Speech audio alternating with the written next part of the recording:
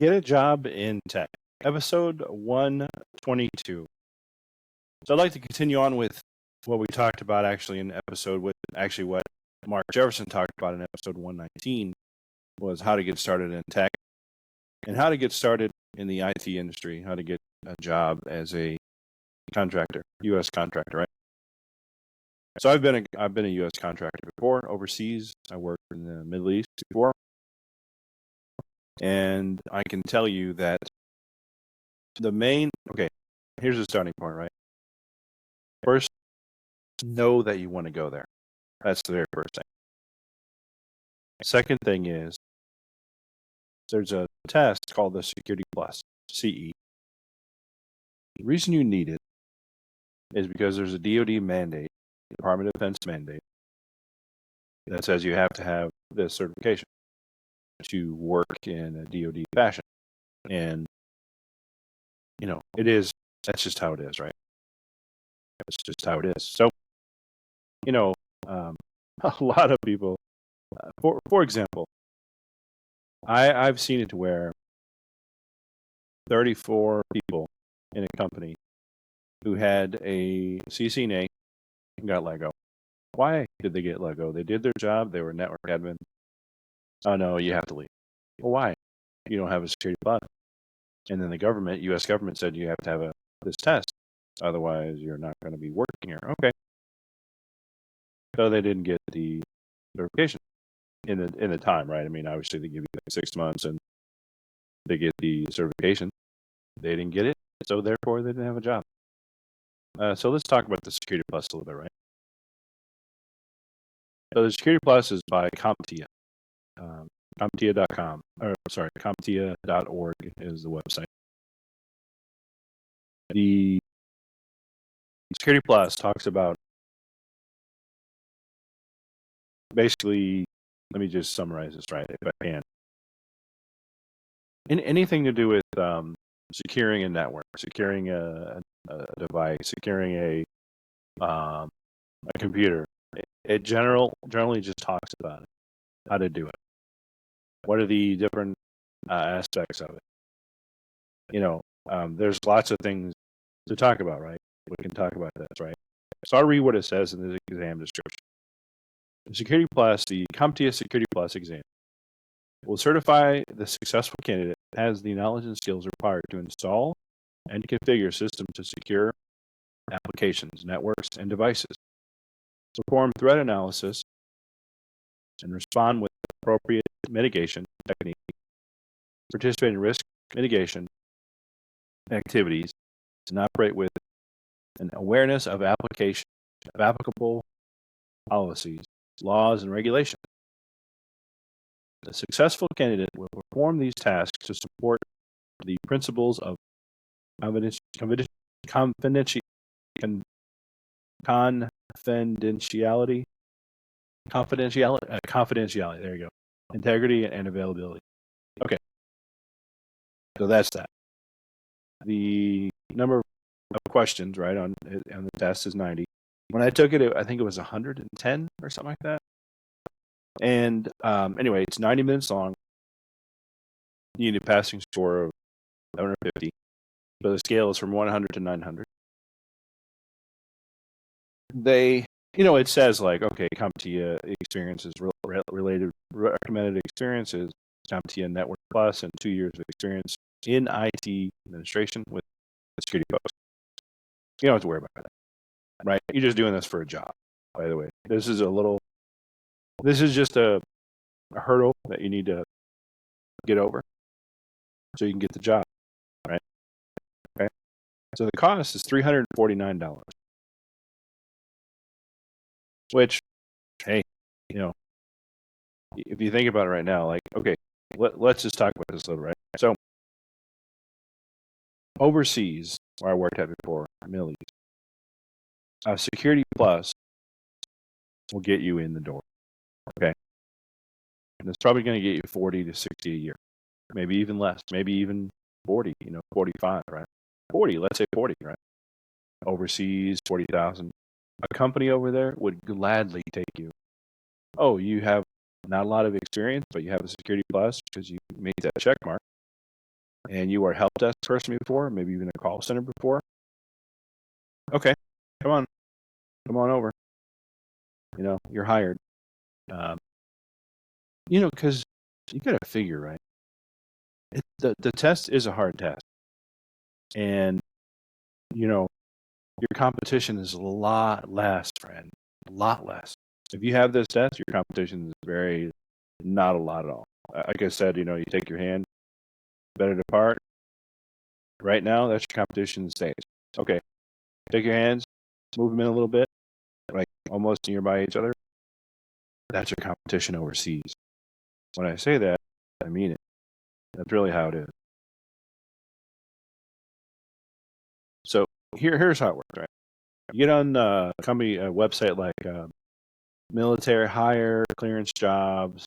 You can go on you can join a Facebook group called Security Clearance Jobs. You can go on LinkedIn and there's a clearance jobs group you can join, right? And you can just look for jobs. So what you do is you go to like Indeed, or ZipRecruiter or Monster or whatever, and you just type the word Security Plus, and then search in, say, Qatar, right, or Kuwait, or Bahrain, Abu Dhabi, Dubai, Afghanistan, right?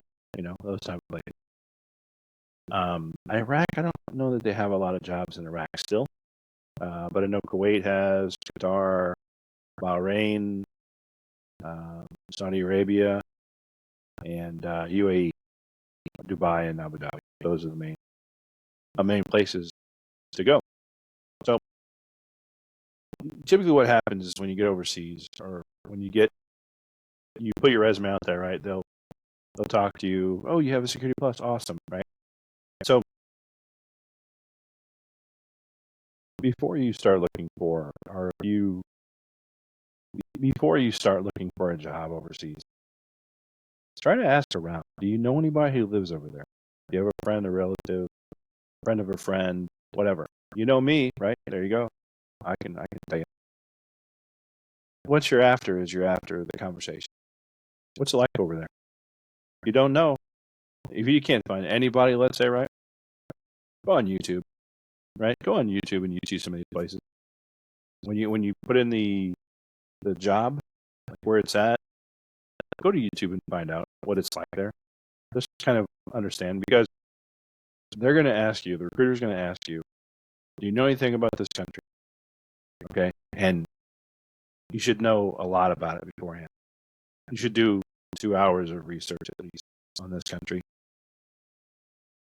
That's really going to help your chances, actually. Because they may be saying, oh, they get hundreds of calls probably a week, right?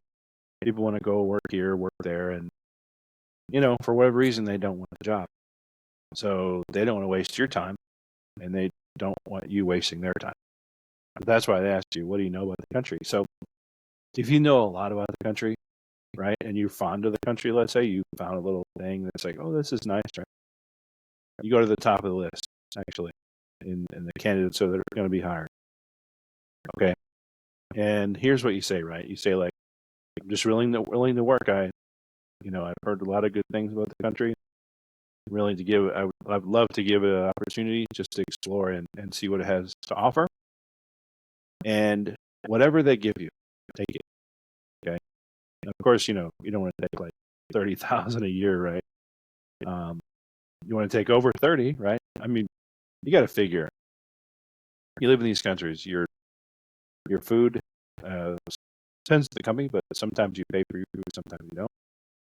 Definitely your housing is paid for when you first get over there. Your car, you share a car, actually. You don't have your own car. You share a car. Your hours are usually, sometimes they're 8 hours a day, sometimes they're 12 hours a day, 5 days a week, right? And, no, in the States, a lot of the IT people, they're not going to take that low pay. They say, no, I'm good. But you want to take it.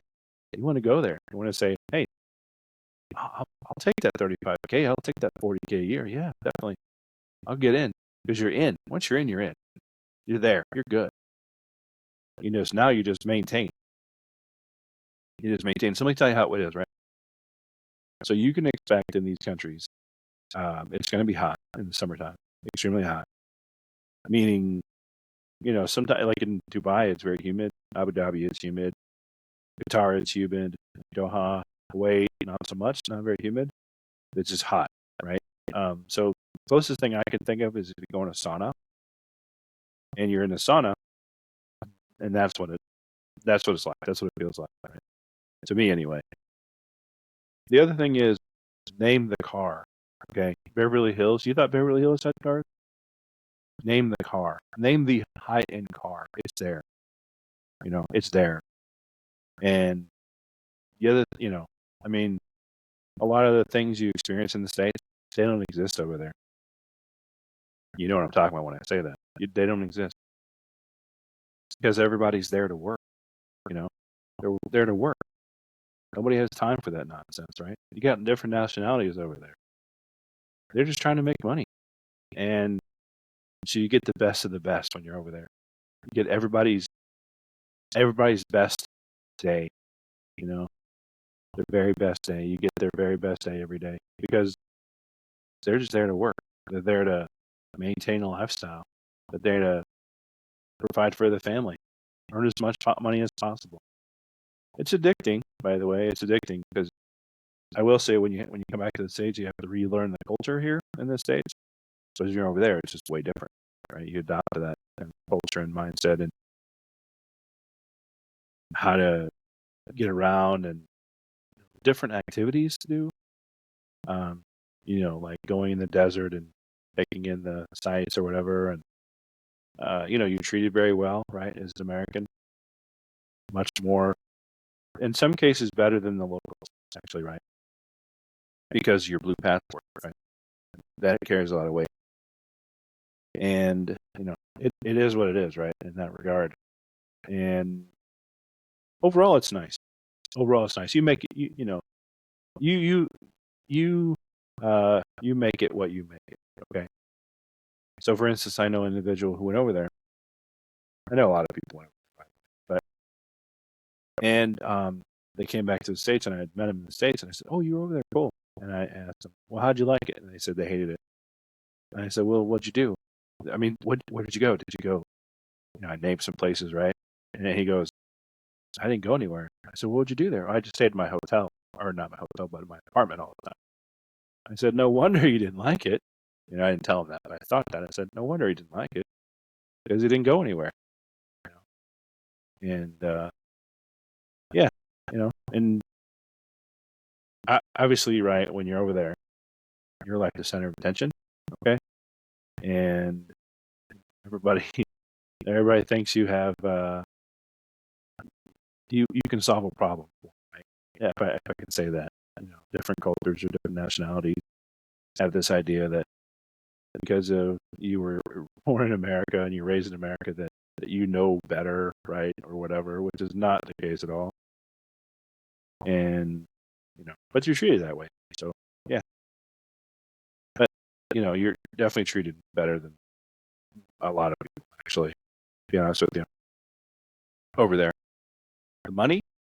So the money over there, it really depends, right? So you're not going to make like Silicon Valley money, right? Like 500K. You're going to make probably. So let's find this out, right? Let's say you're going over. You're going as a help desk person. Let's just say. So you get over there as a help desk. You make 40K, 35, 40K. Let's just say I'm really being, you know, conservative when I say this because that is low pay, but let's just say it. Okay.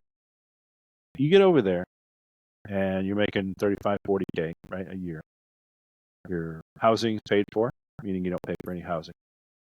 Your car, you use the company car, so you don't have to worry about that. And most expense you have is internet and food because you do pay for internet over there because the Wi-Fi is just not. It's not the same. The internet's not the same. That's the only drawback, right? It's not the same like the States, where like blazing fast, right? It's no, it's not like that. It's good, but it's not like the US. So that's year one. Okay. Year two comes around. Look at that. There's other companies. You go to other companies. You make another 5K more somewhere else. But the whole time you're there, what do you have to do? You study. You work 12 hours a day. You come home, you study. Maybe you study 2 hours a day, let's say, right? And on the weekend, you take one day, you study the whole day. That's your like, get it, study, learn more, because in preparation for a better job. And then the next day, maybe you take a rest, do something for yourself, take photos, whatever. You do that for a year, and then you build up your skill set, and then done.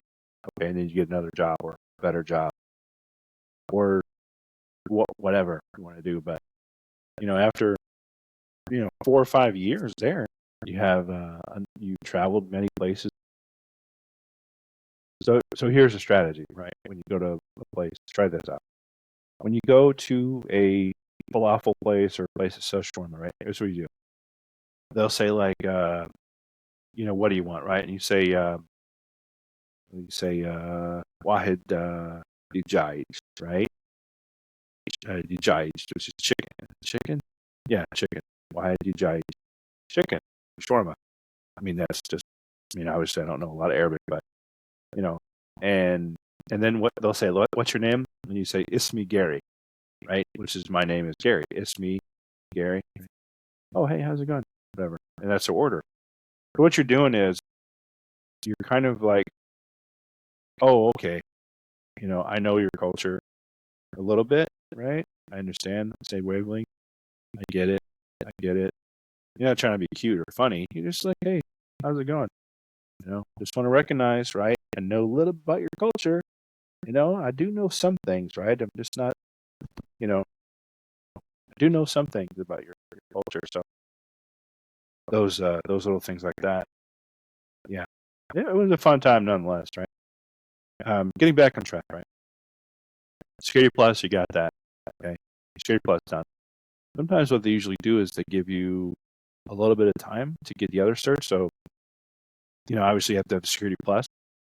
And you also have like a Microsoft cert, or if it's like a network job, you got to have like a CCNA or a Network Plus, right? But an MCP is what you need. And there's testing centers, by the way, when you get overseas, everywhere. If you want to continue on testing, which I highly recommend, right? Because when you get over there, it's a small group of people, by the way, when you're over in the Middle East, very small group of people contractor wise. So it's almost like the military, right? So when you're done with that, you come back and these are your friends. Really, these are lifelong friends when you live over there with them. Really, it's true. And like I said, contracting is such a small world. You're gonna find a lot of other people in there. Like, oh, I know you from this country, or you work here, right? They're gonna know people, right? So network. Have your wits about you. Check your ego at the door and make a lot of good friends. A little networking, right? A lot of networking. I'm actually coaching an individual right now, and he's just in the starting point. He's got his computer. He's fixing it or whatever, right? Trying to get it working, and all that stuff. And I asked him. I said, I go, what's stopping you from leaving, right? Getting a job somewhere else? And he said, well, like my roommate, he's got to take care of his roommate or something, or he has to give his roommate a month or something like that. And, and ideally for this individual, I told him, I said, overseas is where to go. You get your skill set, you get, learn a little IT, right? And then pay the $340, right? Then start applying. Of course, I'm going to help them start applying, right? But apply for overseas jobs. Then when you get a job done, good. You're on your own, right? Figure it out, right? It's not hard either, by the way. Once you get over there, the initial part is hard. Getting the test and getting all that stuff, that's hard. But when you get over there, everybody there, you're gonna meet those individuals that you won't find here in the state, where they want to train as well on the side. They love it. What do they have to do? Nothing. They go home, they go out to eat or whatever, and that's it. And they go travel a couple times overseas, but for the most part, they want to earn more money. How do they do that? They learn more skills, and you're just a facilitator for that. Okay, so spending like 2 years overseas is well worth it. It really just opens your eyes, right? Opens your it really just does a lot for your confidence as well, right? It's such a nice thing to do. So, um, if anybody, if you guys like this podcast and you feel you want to support me in any way, shape, or form, meaning you want to just like subscribe to my YouTube channel, right? I have a YouTube channel. Just search for Gary McNeely, IT, in YouTube. Click on the subscribe icon, right? Get some subscribers. I got 102, I think, now. The other one is Commvault Whisperer, right? That's the other channel I have, YouTube. If you like it, subscribe. And the main one I have, the Get a Job and tech. And the other one I have mostly Commvault. Like I teach Commvault, right? Like us on Facebook, like me on Facebook, whatever, by going to facebook.com/Get a Job in Tech, and follow me on Twitter, or send me a message on Twitter, Gary McNeely IT. That's my Twitter handle. And thanks, everybody. Have a great day.